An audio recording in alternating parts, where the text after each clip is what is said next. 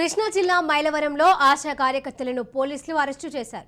ఆశా వర్గ సమస్యలపై చెలో విజయవాడకు పిలుపునివ్వడంతో ఎక్కడికక్కడే నిర్బంధించారు. మైలవరం సిఐటియు నేత సిహెచ్ సుధాకర్ ను అరెస్టు చేశారు.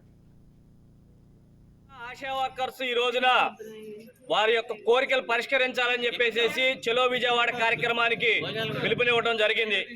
ఈ రోజు రాష్ట్ర ప్రభుత్వాన్ని గత 20 రోజులుగా రాష్ట్ర ప్రభుత్వంతో మధ్య మార్గంగా యూనియన్ల ఆధ్వర్యంలో చర్చలు జరిపాము, రాయబారాలు పంపించాము. యూనియన్ రాష్ట్ర కార్యదర్శి ధనలక్ష్మి గారు అనేక మార్లు ప్రభుత్వ ఉద్యోగులతో చర్చలు జరిపి అడగడం జరిగింది ఆశా వర్కర్ల సమస్యలు పరిష్కరించమని. ఇప్పటి వరకు రాష్ట్ర ప్రభుత్వం నిమ్మక నీరెత్తనట్లు వ్యవహరిస్తూ ఉంది. ఆశా వర్కర్ల సమస్యలు పరిష్కరించమని అడిగితే ఏ మాత్రం స్పందించకుండా రాష్ట్ర ప్రభుత్వం నిస్సిగ్గుగా వ్యవహరించడం వల్లనే ఈ రోజున చెలో విజయవాడ కార్యక్రమానికి ఆశా వర్కర్స్ యూనియన్ పిలుపునివ్వడం జరిగింది.